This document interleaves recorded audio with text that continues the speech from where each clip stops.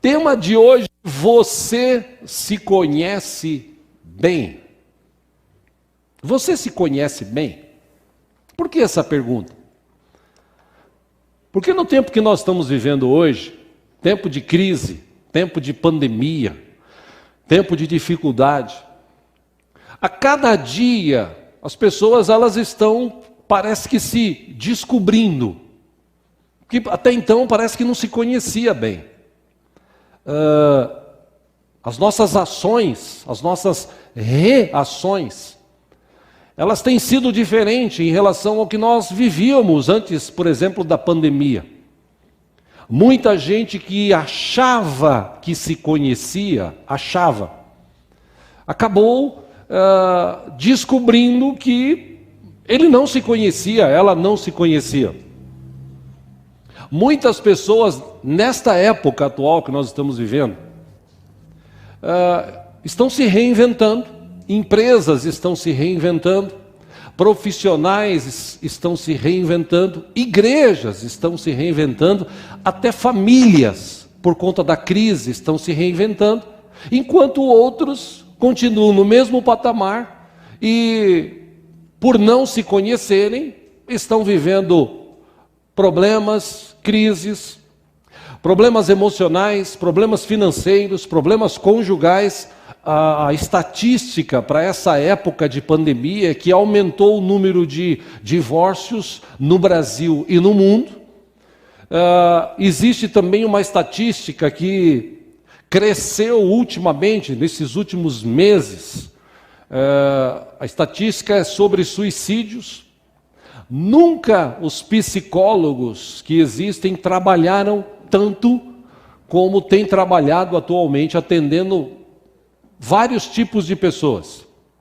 Pessoas que tinham uma vida normal, pessoas que cantavam, pulavam, dançavam, trabalhavam, comiam, se divertiam, e de repente essas pessoas entraram em parafuso, por conta da crise, por conta da pandemia, entrou em parafuso, e parece que se conhecia, estava tudo normal, mas na verdade muita gente não se conhecia bem. Esse número de suicídios que eu falei, ele cresceu tanto que a média hoje no Brasil, pasmem vocês, a média hoje no Brasil, mais ou menos 30 pessoas se suicidam por dia no Brasil. No mundo, acontece um suicídio a cada 40 segundos. Ou seja, por que as pessoas estão chegando nesse extremo? É simples. Porque elas não se conheciam.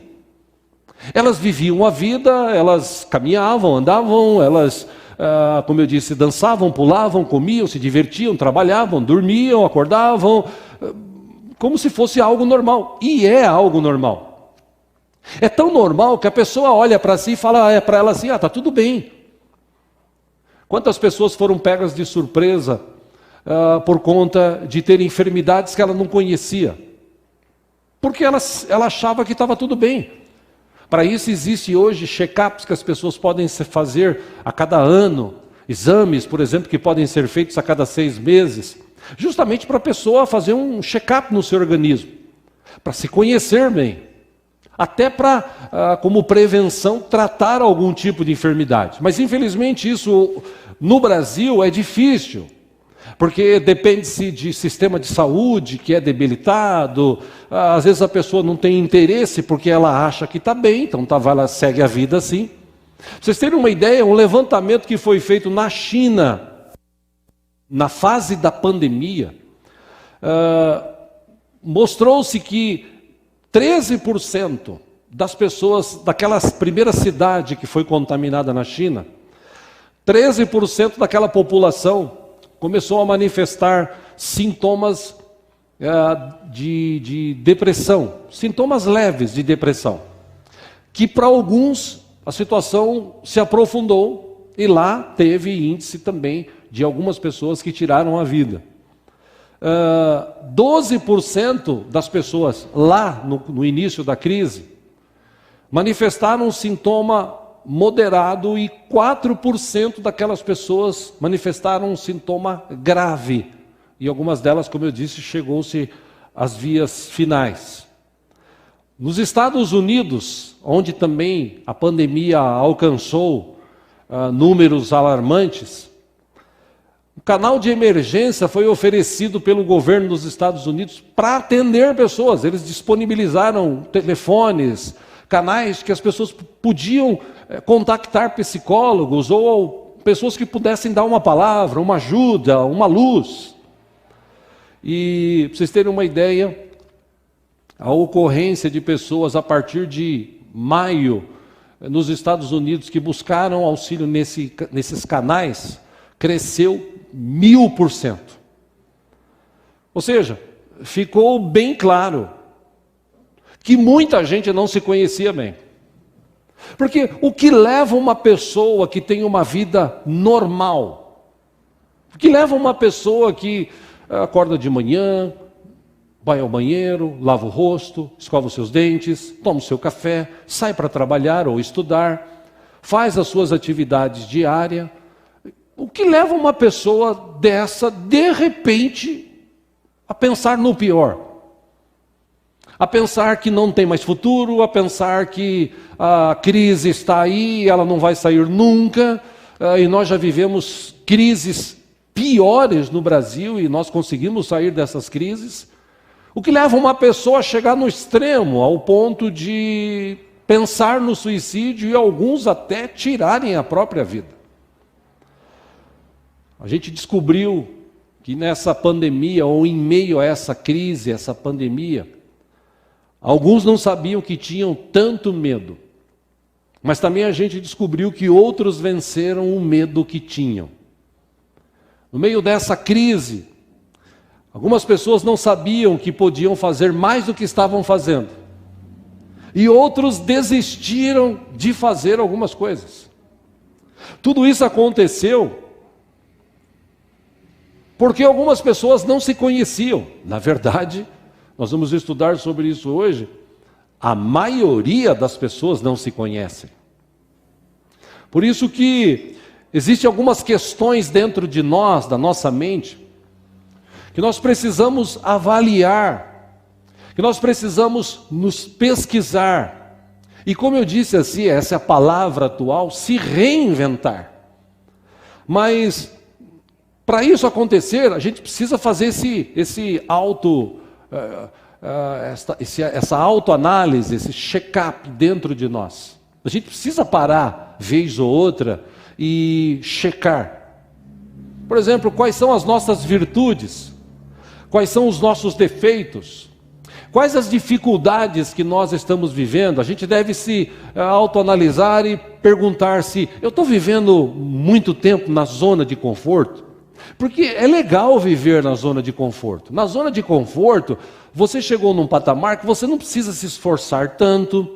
Você, por exemplo, você tem uma atividade e por ter essa atividade já há um bom tempo, você não se preocupa em fazer um curso, o que nós chamamos de plano B. A maioria das pessoas não tem um plano B. A maioria das pessoas, elas vivem naquela zona de conforto. E nós devemos hoje começar a nos questionar se realmente nós estamos vivendo nessa zona de conforto muito tempo. Porque a gente precisa se reinventar. Para quê? Para que a gente não seja pego de surpresa, como milhões de pessoas foram pego de surpresa em meio à pandemia. A falta de informação, a desinformação que foi prestada por esses canais de televisão aí, que inventaram, mentiram, revelaram dados que a gente sabe que esses dados, ou pelo menos quem tem um pouco de entendimento e pesquisa, sabe que a maioria dos dados que foram dados são mentirosos, são manipulados.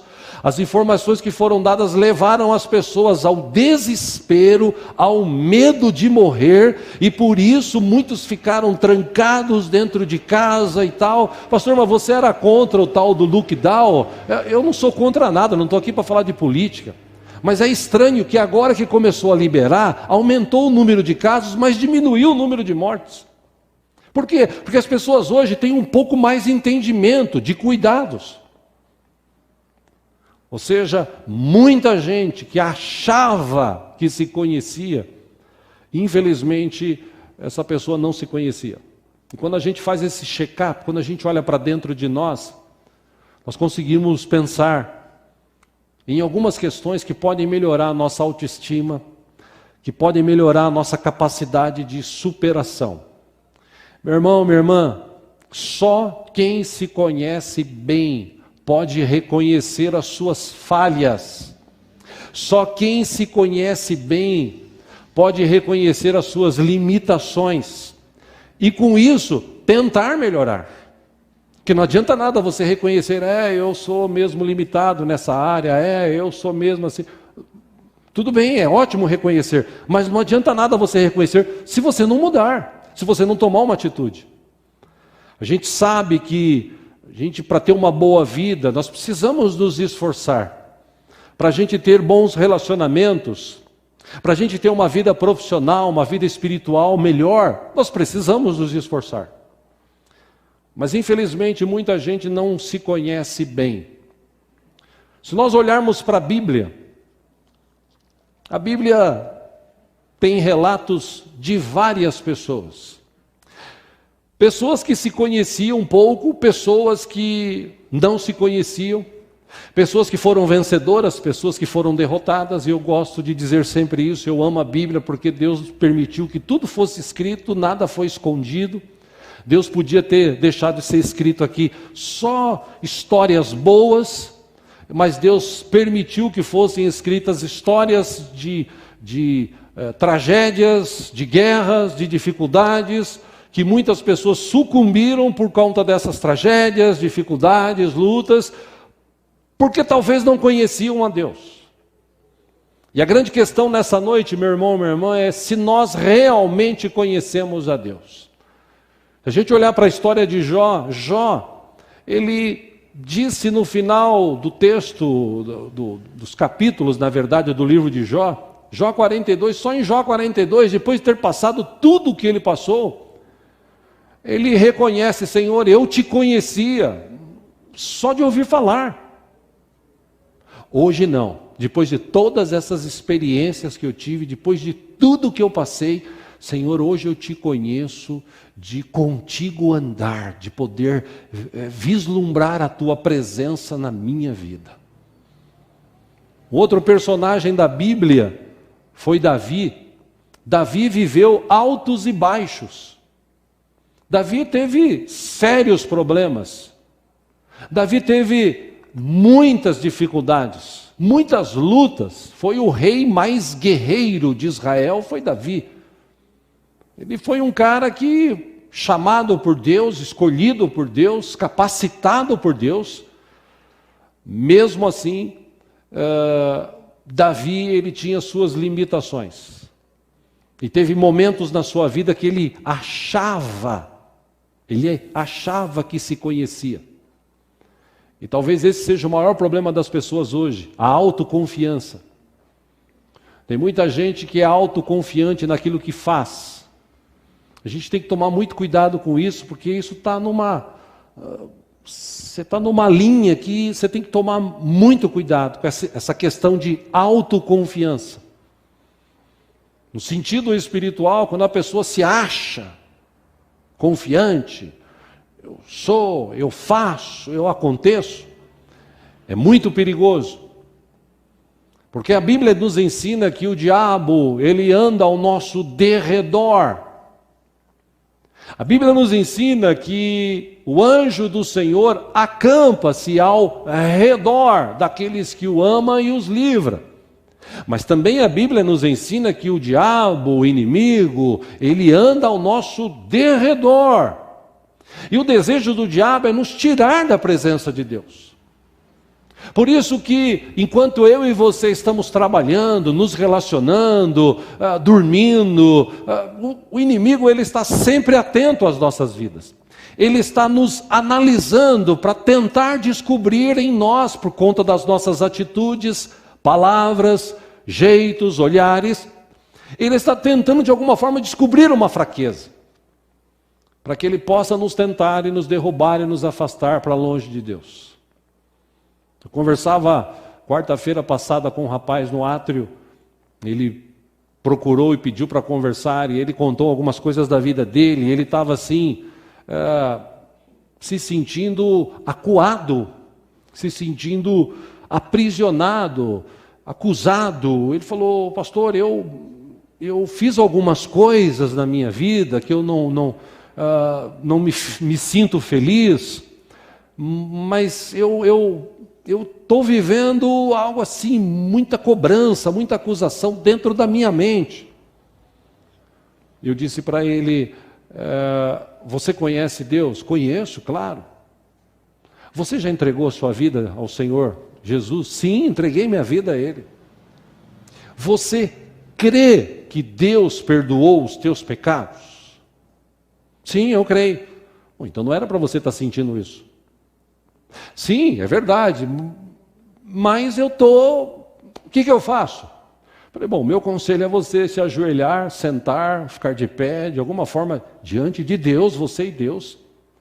E você orar, falar: Senhor, me capacita, me ajuda, para que eu possa entender algumas coisas que estão na minha mente. Agora, coloque uma coisa no teu coração: o diabo sempre vai querer te acusar daqueles pecados, mas lembre-se, todas as vezes que vier uma acusação, lembre-se que Cristo Jesus já pagou na cruz do Calvário com o seu sangue pelos nossos pecados. A gente não deve mais nada.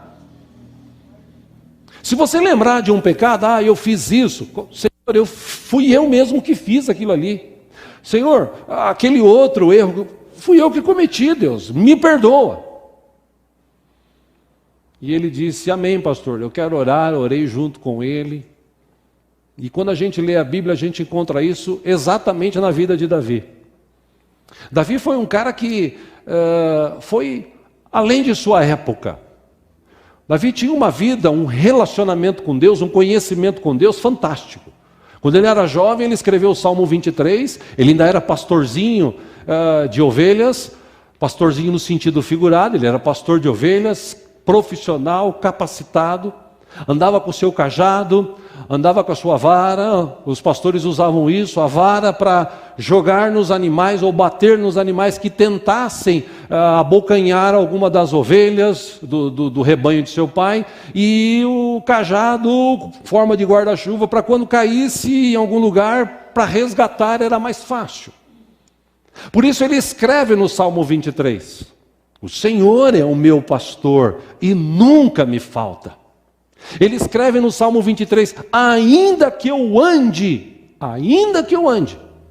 pelo vale da sombra da morte, eu não vou temer, porque eu sei que o Senhor está comigo. Ele disse, eu sei que a tua vara e o teu cajado me protegem. Na cabeça dele é assim, do jeito que eu protejo essas ovelhas, eu sei que o Senhor me protege, porque eu sou ovelha sua. Se você ler os salmos que Davi escreveu, sempre tem algo de relacionamento com Deus. Porque apesar das suas limitações, apesar das suas fraquezas, Davi aprendeu a se relacionar com Deus. E eu quero estudar sobre isso com os irmãos hoje. Talvez você não se conheça muito bem, mas saiba que Deus te conhece, e Ele pode te ajudar a se conhecer melhor e mudar a história da tua vida.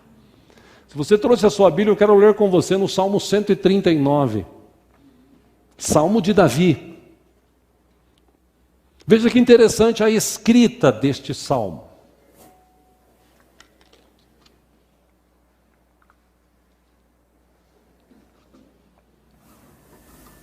Glória a Deus.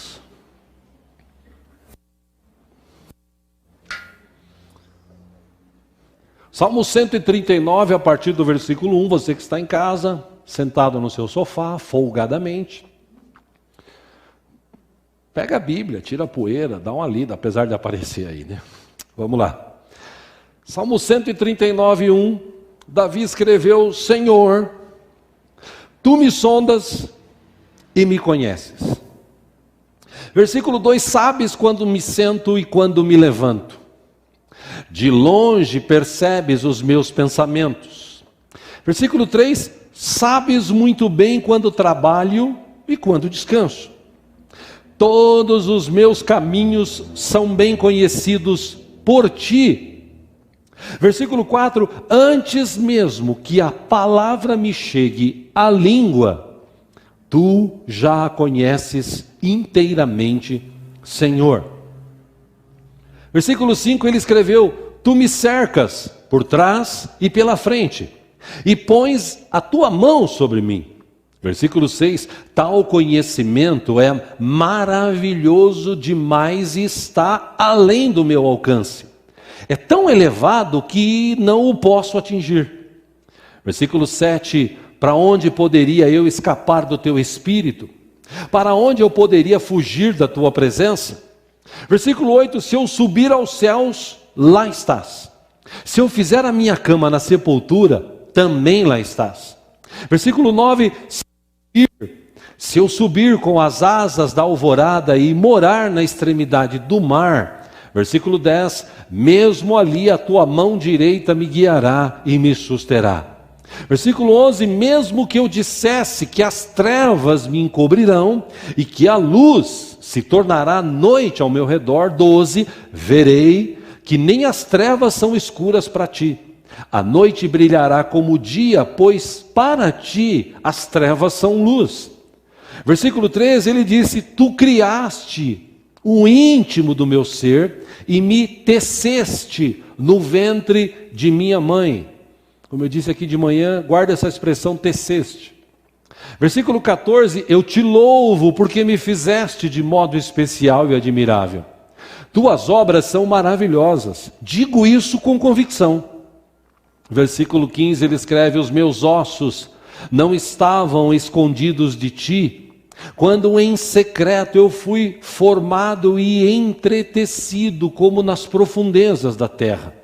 Versículo 16, os teus olhos viram o meu embrião. Todos os dias determinados para mim foram escritos no teu livro antes de qualquer deles existir. Versículo 17, como são preciosos para mim os teus pensamentos, ó Deus. Como é grande a soma deles. Versículo 18, se eu os contasse, seriam mais do que os grãos de areia. Se terminasse de contá-los, eu ainda estaria contigo. Versículo 19, quem dera matassem os ímpios, ó Deus, afastem-se de mim os assassinos. Versículo 20, porque falam de ti com maldade. 21, acaso não odeio os que te odeiam, Senhor, e não detesto os que se revoltam contra ti? Versículo 22, tenho por eles ódio implacável, eu considero os inimigos meus. 23 e 24, ele encerra dizendo: sonda-me, ó Deus, e conhece o meu coração, prova-me e conhece as minhas inquietações. 24, vê se em minha conduta algo te ofende, e dirige-me pelo caminho eterno. Só até aí. Salmo 139, estudando ele, especialistas estudaram. A gente ouve falar dos atributos de Deus, você já deve ter ouvido falar dos atributos de Deus. Deus é onisciente, Deus é onipresente, Deus é onipotente. Esses atributos de Deus, eles estão declarados neste salmo aqui. Por exemplo, do versículo 1 ao versículo 6, você encontra a onisciência de Deus. Deus sabe de todas as coisas. Deus sabe de todas as coisas. Deus conhece todas as coisas. Ele sabe o que eu penso, o que você pensa. Ele sabe o que eu e você vamos falar antes da palavra chegar na nossa boca. Ele sabe de tudo. Segundo, do versículo 7 ao versículo 12, mostra a onipresença de Deus. Deus pode estar em todos os lugares ao mesmo tempo do universo e, como eu digo aqui, a física quântica descobriu o multiverso. Então, no multiverso, Deus pode estar em todos os lugares ao mesmo tempo. Por quê? Simples, porque Ele é Deus, Ele tem essa capacidade. Davi disse: se eu colocar minha cama na sepultura, o Senhor está lá. Se eu for no fundo do mar, o Senhor está lá. Se eu for no alto dos céus, o Senhor está lá. Se eu me esconder no meio das trevas, para o Senhor não existe trevas, porque as trevas para ti são luz, o Senhor está em todos os lugares. Do versículo 13 ao versículo 18, ele mostra a onipotência de Deus, a forma, o poder que Deus tem de criar as coisas, de formar as coisas. Ele fala dele mesmo: eu fui formado no ventre da minha mãe. E na parte final ele está falando da santidade de Deus. É interessante que esses três atributos, onipresença, onisciência, onipotência, Deus não divide com ninguém. Mas a sua santidade, Deus divide com aqueles que têm Cristo Jesus como Senhor e Salvador. Porque aqueles que têm Cristo Jesus como Senhor e Salvador são santificados pelo sacrifício da cruz do Calvário que Cristo fez por mim e por nós. É interessante isso. Quando Davi escreveu este salmo, ele usou essa expressão: o Senhor me teceu, me formou dentro do ventre da minha mãe. Depois de 3.000 anos, os cientistas foram descobrir como se é feito, criado, formado no ventre de uma mulher uma criança. Os cientistas estudaram e descobriram que existem tecidos, que existem células dentro de nós.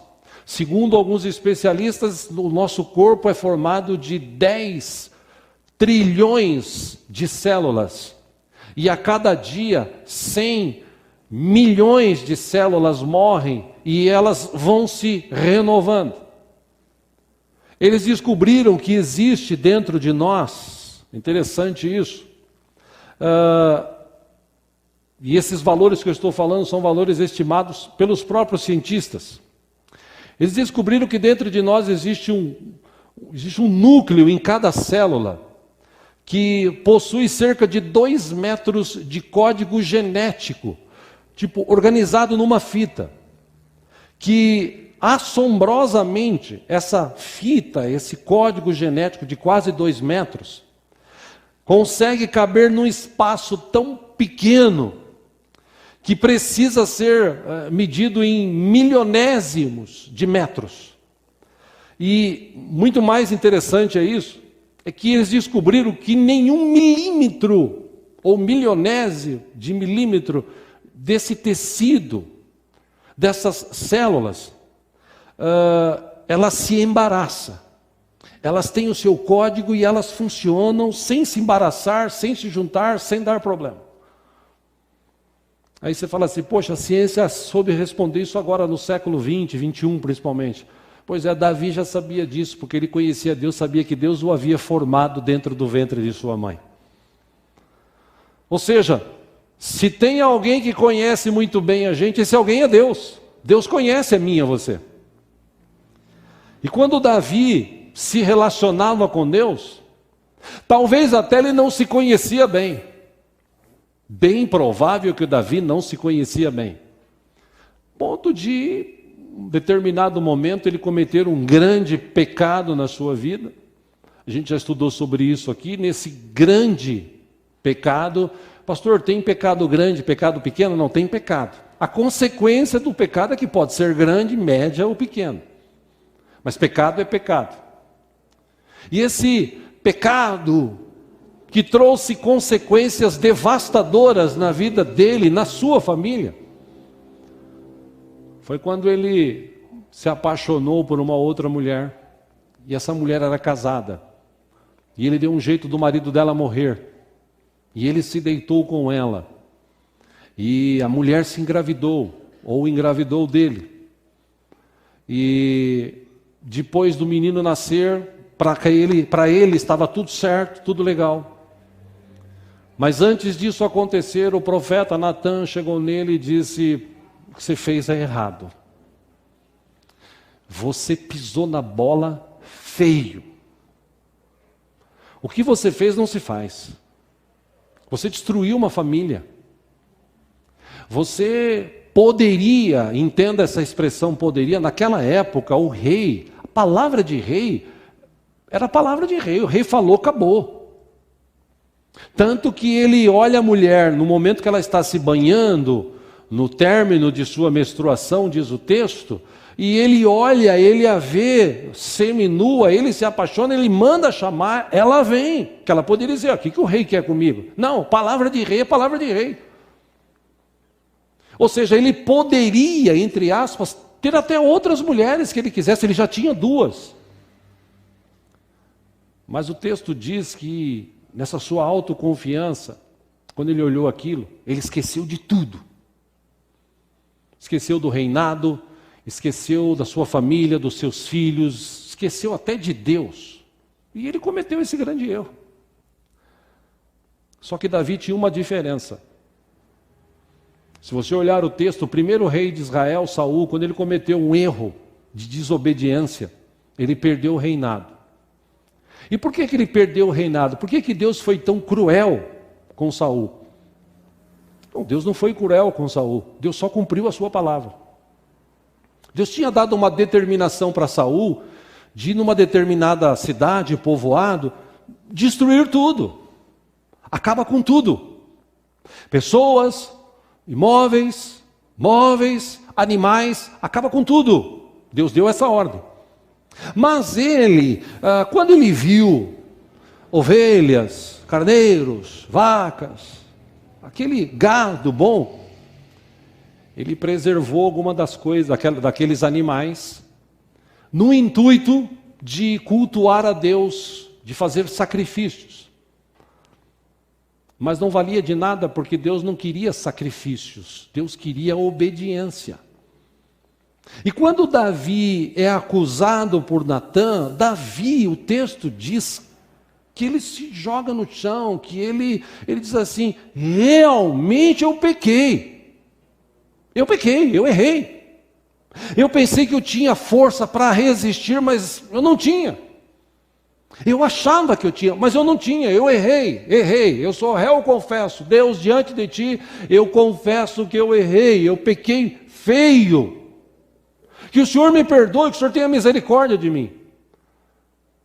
Salmo 51, acompanha aqui no telão, versículo 1, ele escreveu assim para Deus: tem misericórdia de mim, ó Deus, por teu amor. Por tua grande compaixão apaga as minhas transgressões. Versículo 2, lava-me de toda a minha culpa e purifica-me do meu pecado. Versículo 3, ele escreveu, pois eu mesmo reconheço as minhas transgressões, e o meu pecado sempre me persegue. Versículo 4, contra ti, só contra ti, pequei e fiz o que tu reprovas, de modo que justa é a tua sentença e tens razão em condenar-me. Versículo 5 ele diz, sei que sou pecador desde que nasci, sim, desde que me concebeu minha mãe. Versículo 6 ele escreveu, sei que desejas a verdade no íntimo, e no coração me ensinas a sabedoria. Versículo 7, ele escreveu, purifica-me com hisopo. E a gente sempre lê, talvez muitas pessoas, ou a maioria das pessoas, não sabe o que representa isso. A internet, muitas informações, lado humano, lado espiritual. Lado humano, hisopo é uma erva nativa do sul da Europa, de flores róseas esbranquiçadas, cultivada como ornamental, porque ela tem propriedades medicinais. Então eles extraem o óleo essencial do hisopo e transformam em licores ou usam como bactericida. Além do seu poder expectorante, o hisopo também é anti-inflamatório e desta forma ele torna-se um remédio muito completo para tratar todos os tipos de doenças, principalmente doenças respiratórias. É uma planta que foi citada na Bíblia não só por Davi, mas era uma planta que era utilizada em rituais de purificação pelos judeus. Por ter folhas que absorvem líquido, o hisopo era amarrado em forma de molho e utilizado como uma espécie de brocha. Era muito utilizado para aspergir, para respingar líquidos, seja água, sangue ou vinagre. A textura do hisopo é semelhante às folhas de hortelã. elas são ásperas e têm um bom aroma. Devido a essas características, o hisopo era utilizado em rituais de purificação, era também utilizado no tratamento de leprosos, era também utilizado na preparação de cadáveres para o sepultamento, entre outras utilidades que havia nesta planta. Então, quando você lê Davi falando, 7, purifica-me com o hisopo, ele diz, eu vou ficar puro. Porque se o Senhor me purificar, ele fez uma comparação. Essa planta medicinal, esse líquido, esse azeite que é extraído, ele pode purificar, ele pode tratar, ele pode curar, ele pode mudar o meu corpo. E ele diz, purifica-me com o hisopo e ficarei puro. Lava-me e mais branco do que a neve serei. Versículo 8 ele escreveu, faze-me ouvir de novo júbilo e alegria. E os ossos que esmagaste exultarão. Versículo 9 ele diz, esconde o rosto dos meus pecados e apaga todas as minhas iniquidades. Versículo 10 ele ora e pede ao Senhor, cria em mim um coração puro, ó Deus, e renova dentro de mim um espírito estável. Versículo 11 ele escreve, não me expulses da tua presença, nem tires de mim o teu Santo Espírito. 12 ele diz, Senhor, devolve-me a alegria da tua salvação e sustenta-me com um espírito pronto a obedecer. 13 ele diz, então, se o Senhor fizer isso na minha vida, ensinarei os teus caminhos aos transgressores, para que os pecadores se voltem para ti. 14 ele pede, Senhor, livra-me da culpa dos crimes de sangue, ó Deus, Deus da minha salvação, e a minha língua aclamará a tua justiça. Versículo 15 ele diz, ó Senhor, dá palavras aos meus lábios, e a minha boca anunciará o teu louvor. Versículo 16, provavelmente ele devia conhecer a história de Saul, porque ele foi o sucessor de Saul, ele sabia o que tinha acontecido, então ele escreve, não te deleitas em sacrifícios, nem te agradas em holocaustos, senão eu os traria. Ele tinha um relacionamento com Deus tão profundo que ele escreve falando assim, os sacrifícios que agradam a Deus são um espírito quebrantado, um coração quebrantado e contrito, ó Deus, não desprezarás. Quando ele recebe a informação de Natã, quando ele escreve esse salmo, o próprio profeta diz, Deus perdoou você, Deus ouviu a tua oração e te perdoou. As consequências você vai viver, mas Deus te perdoou. Eu imagino a paz que deve ter reinado no coração de Davi, apesar de tudo que ele passou depois. Mas uma certeza ele tinha, eu tenho um Deus, e esse Deus é tão bom, tão misericordioso, que Ele me conhece, e eu o conheço. Eu sei o que Ele é capaz de fazer na minha vida. Por isso que eu entreguei a minha vida. E ele escreveu num dos salmos, entrega o teu caminho ao Senhor, confia nele e o mais Ele fará. A questão principal nesta noite aqui é, realmente nós não nos conhecemos. Aos nossos olhos a gente consegue enxergar muitos defeitos dos outros, as falhas dos outros. A gente não se conhece bem, porque se nós nos conhecêssemos bem, a gente olhava mais para nós e tentaria mudar algumas coisas dentro de nós, para depois, quem sabe, tentar mudar algumas coisas da vida dos outros. Como Davi, eu digo por mim, você diz por você, mas eu posso dizer que nós precisamos da sonda de Deus, para nos avaliar, e depois nos avalizar, dizer sim, você está purificado, estou contigo, você está comigo, vamos juntos. Para encerrar aqui, irmão, se você olhar para a história da Bíblia, você vai encontrar pessoas como Sansão, por exemplo. Sansão foi um cara que ele estava vivendo em meio ao pecado. E por estar no meio do pecado, ele pensava o seguinte, não, Deus está comigo, Deus está comigo. Deus havia levantado ele, o capacitado com uma força excomunal, só com uma queixada de boi, de jumento morto, ele matou quase 1000 homens, se não 1000 homens. Ou seja, por causa dessa força, por causa desse entendimento. Não, eu me conheço, tal. Ele se envolveu com o pecado, começou a sair com prostitutas, até conhecer uma mais profundamente, chamada Dalila, que estava interessada em dinheiro e não nele. E ele acabou caindo na lábia dela, porque ele achava que se conhecia, mas ele não se conhecia, porque o diabo, através dela, falava na orelha dele assim: escuta, conta o teu segredo, conta o teu segredo. E ele falava assim: não, eu vou te contar o meu segredo. Aí ele contava, dava uma informação errada, vinham os filisteus e tentavam destruí-lo, e ele se livrava. Eu me conheço, eu sei, Deus está comigo. Isso aconteceu algumas vezes, até que a palavra dela no coração dele soou assim de uma forma que ele caiu na lábia, que o diabo é astuto. Juízes capítulo 16, versículo 20, quando ele conta o segredo e ela viu amarrado, ela chamou: Sansão, os filisteus o estão atacando. Ele acordou do sono e pensou: me conheço, cara fortão, vou sair dessa, como antes eu vou me livrar. Mas ele não sabia que o Senhor o tinha deixado. Ele achava: não, me conheço, Deus está comigo, mesmo eu roubando, enganando, mentindo, que tem muita gente assim, né? Me conheço, Deus está comigo, apesar dos chapéus que eu dou nos outros, apesar dos palavrões que eu falo, apesar das mentiras que eu conto, Deus está comigo. Cuidado, cuidado, porque Deus não compactua com o pecado.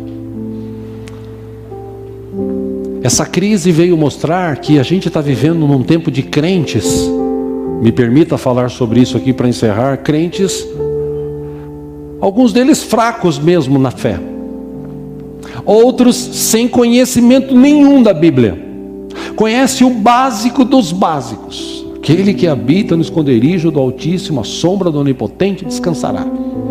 O Senhor é meu pastor, nada me faltará. Que mais que é texto fácil de guardar aí? Vocês lembram de algum? Nem os fáceis? Jesus tem misericórdia. Oi? João 3,16. Porque Deus amou o mundo de tal maneira que deu o seu Filho unigênito, para que todo aquele que nele crer, mas a maioria dos crentes vive de textos assim. É bom, é um bom começo,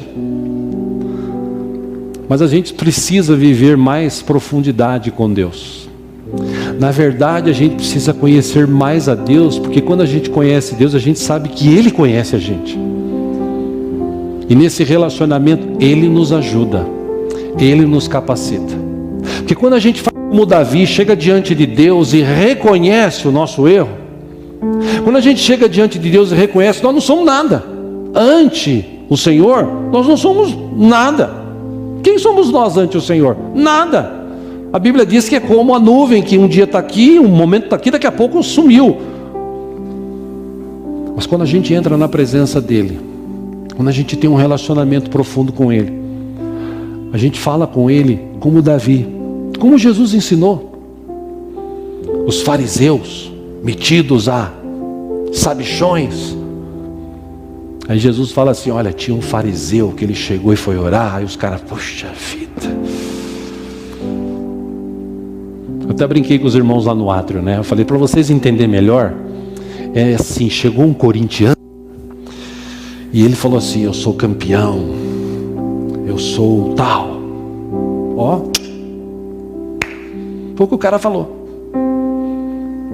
Eu sou servo do Senhor, dou meu dízimo. Deus, eu sou o cara. Jesus falou, enquanto isso veio um samaritano. Aí os caras, Jesus, tinha que falar de samaritano. Aí ele fala assim: Senhor, eu não sou digno nem de levantar minha cabeça, mas se o Senhor tiver misericórdia de mim, que o Senhor tenha misericórdia de mim, eu preciso do Senhor. Aí Jesus falou: qual dos dois foi embora justificado. Da mesma forma, Davi sabia disso. Por isso que a Bíblia o considera, relata que ele era um homem segundo o coração de Deus. Porque Davi, apesar de não se conhecer muito, nem as suas limitações, os seus defeitos, ele conhecia Deus. E o foco para mim e para você nesse tempo de crise, a gente não tem que focar na crise. A gente não tem que focar muito nas nossas limitações, a gente tem que focar em Deus e saber que Deus está acima de qualquer situação. Ele está no controle, Ele nos conhece bem, e se nós nos aproximarmos, Ele vai nos capacitar, nos mudar, nos ajudar. Elias, servo do Senhor, homem de Deus, Elias, aquele camarada que fez chover fogo dos céus, pela fé que ele tinha, convicção no coração. Quando termina tudo isso, quando ele está indo embora, no outro dia, segundo historiadores bíblicos, ele cai em depressão, ele fica deprimido, e a depressão foi tão forte na vida dele que ele pede para morrer. 1 Reis 19:1, Acabe contou a Jezabel tudo o que Elias tinha feito e como havia matado todos aqueles profetas à espada. Versículo 2, por isso Jezabel mandou um mensageiro a Elias para dizer-lhe que os deuses me castiguem com todo rigor, se amanhã, nesta hora, eu não fizer com sua vida o que você fez com a deles. Versículo 3, Elias teve medo e fugiu para salvar a vida. Em Berseba de Judá ele deixou o seu servo. 4, entrou no deserto, caminhando um dia. Chegou a um pé de giesta, sentou-se debaixo dele e orou pedindo a morte. A oração de Elias: Senhor, já tive o bastante, tira a minha vida, não sou melhor do que os meus antepassados. Versículo 5, depois ele deitou debaixo da árvore e dormiu. Aí você fala assim: pô, Deus ouviu a oração de Elias, Deus matou ele? Lógico que não. Deus mandou o anjo sustentou Elias, deu comida, alimento para ele, que ele caminhou 40 dias. Aí ele entra numa caverna e fica lá dentro. Deus se aproxima e fala assim: sai da caverna, filho, o que você está fazendo aí? Ah, Senhor, estou triste, estou tão deprimido, só sobrou eu, era melhor morrer. Deus falou para ele: não é o seu momento, não é na tua hora, é na minha hora. Você não confia em mim? Você não entregou a sua vida para mim? Deixa eu cuidar de você. E Deus disse para ele: vai, faça isso e aquilo outro. E ele foi e fez isso, aquilo outro. E lá na frente, nem a morte ele enfrentou ainda, porque veio um redemoinho dos céus e o levou. Ou seja, como cristãos, às vezes a gente olha para baixo, às vezes a gente tem medo da situação. A gente pensa que se conhece. Pô, Elias, você imagina um cara que num dia ele vai e faz milagres. Você já pensou? O cara faz chover fogo do céu, o fogo lambe a água, consome todo o holocausto. Os homens e as mulheres, eles se dobram no chão e dizem: só o Senhor é Deus. E no outro dia ele ouve uma informação, essa informação tira a paz dele, a ponto dele querer morrer. Aí eu pergunto para você, meu irmão, será que a gente se conhece? Porque nesse ano de 2020, nos Estados Unidos, ao menos 2 ou 3 pastores se suicidaram. Um deles foi de manhã no culto, com a sua esposa e os seus 3 filhos, participou, trouxe um sermão, foi bacana o culto, foi embora para casa, chegou de tarde, ele se suicidou. O que leva uma pessoa, de repente, a fazer isso? Deu uma loucura? O que aconteceu? Por isso essa mensagem hoje, porque nós precisamos nos conhecer mais. Mas acima de tudo, a gente precisa conhecer mais Deus e confiar mais nele. Tempos de crise, tempos de dificuldade, tempos de luta, tempos de enfermidade, Deus continua conosco no controle de todas as coisas. Vou falar de novo: Deus continua conosco no controle de todas as coisas. A questão é nós é que precisamos nos aproximar mais dele. Alguns conselhos bíblicos aqui para encerrar. Provérbios 16:32 diz que melhor é o homem paciente do que o guerreiro. Mais vale controlar o espírito do que conquistar uma cidade. O que Salomão quer dizer? Escuta, chega um momento que você precisa se conhecer, você precisa ter limitações, você precisa olhar para dentro de si. Em Provérbios 27:19 ele disse: assim como a água reflete o rosto, o coração reflete quem somos nós. E nós precisamos olhar para Deus nesta noite e falar: Senhor, fazer a oração de Davi: sonda-me, sonda-me, Senhor.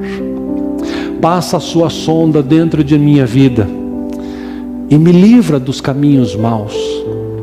Me ajuda, me capacita para eu vencer estes males que batem na minha porta, na minha mente, que querem me tirar da tua presença, os prazeres do mundo, os chamarizes que existem no mundo, às vezes as dificuldades que batem na minha porta e eu penso assim: será que eu vou conseguir? Será que vai dar certo? Será que eu vou sair vitorioso? Será que eu vou ser curado? Será que essa crise vai acabar? Como muitos tiveram medo, será que eu vou ser contaminado com esse vírus? Muita gente foi contaminada e nem sabe. Foi comprovado isso. Mas dentro da mente existe uma guerra, uma luta constante e diária. Corpo contra o espírito, espírito contra o corpo. E Paulo diz que aquele que você alimenta mais é o que vence. Por isso que é bom ler Bíblia, conhecer a Bíblia. Eu disse isso para o rapaz lá no átrio: meu filho, Filipenses 4:8. Filipenses 4:8. Eu falei: eu sei. Quando eu falo isso, a maioria das pessoas não conhece, como eu também não conhecia muito da Bíblia. Filipenses 4:8, o apóstolo Paulo escreveu assim: tudo que é bom, tudo que edifica, tudo que é de boa fama, pense nisso, e a paz de Deus que excede o entendimento estará no teu coração. Ele falou: eu falei: quando o diabo vier bater na porta e dizer assim: ei, lembra daquele pecado que você cometeu lá atrás? Você fala assim: lembro, mas eu me coloquei aos pés de Cristo Jesus e Ele perdoou. Ele passou o seu sangue na minha vida e esse pecado já não existe mais. Arreda-te de mim, Satanás. Pensa no que é bom. Pensa na tua família, pensa em se preparar para sair daqui, retomar tua vida, tua família e viver tempos melhores em nome de Jesus. Nós podemos fazer isso também. Amém, queridos? Vamos orar, vamos ficar em pé juntos.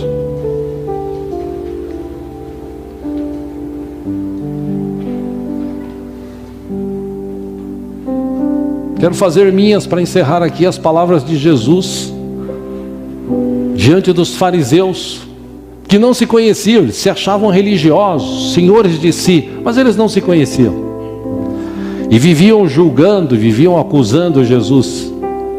Mas em certa ocasião, Jesus, Mateus 12:33, Jesus disse assim: considerem, uma árvore boa dá fruto bom, e uma árvore ruim dá fruto ruim, pois uma árvore é conhecida por seu fruto. Raça de víboras, como podem vocês que são maus dizer coisas boas? Pois a boca fala do que está cheio o coração. Aí Jesus diz assim no versículo 35: o homem bom do seu bom tesouro tira coisas boas, e o homem mau do seu mau tesouro tira coisas más. 36 ele diz: mas eu lhes digo que no dia do juízo os homens haverão de dar conta de toda palavra inútil que tiver falado. 37 ele diz assim: pois por suas palavras vocês serão absolvidos e por suas palavras serão condenados. O que Jesus quis mostrar com isso? Os fariseus: vocês pensam que vocês se conhecem, vocês pensam que essa religião de vocês aí é a melhor de todas, vocês precisam se aproximar de Deus, vocês precisam se humilhar diante do Senhor. Deus ama vocês, mas vocês precisam agora conhecer o Deus vivo, o Deus poderoso. Aí perguntaram: mostra-nos então esse Deus. Jesus falou: olha para mim, eu e o Pai somos um, olha para mim. Aí eles olharam para Jesus e falaram: que esse homem que senta com pecadores, esse homem que anda com todo mundo, curando, fazendo milagres. Esse é Deus? Não. Porque na cabeça deles, Deus, Jesus, né, o Messias, tem alguns que até hoje lá pensam assim: o Messias vai descer a mesma carruagem, né? Porque dizem que foi uma carruagem que levou Elias para o céu, né? E não foi, foi o redemoinho, a carruagem passou, tá? Lê lá direitinho o texto que você vai entender. Então tem gente que fala assim: a mesma carruagem que levou Elias, Jesus tinha que descer e entrar na cidade. E uau, esse é o Messias. Só que quando eles veem Jesus entrando num jumentinho, 0 quilômetro, e o povo com umas flores dizendo: Hosana, Hosana, Hosana ao Rei dos Reis, Senhor dos Senhores, eles falam: não, não é possível. Porque as coisas de Deus são simples, não são complicadas. Nós é que complicamos. Mas nesta noite, se nós nos conhecermos, se nós nos apresentarmos diante de Deus, e é meu conselho para você nesse final, para você orar e falar assim: Senhor, passa a tua sonda em mim. Porque eu acho que eu me conheço, mas tem coisa que só o Senhor conhece dentro de mim. Passa a tua sonda, sonda-me, Senhor, e vê se há em mim algum caminho mau.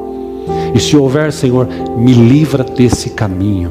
Que eu quero sair daqui hoje fortalecido pelo Senhor, cheio da tua presença, da tua unção. Amém?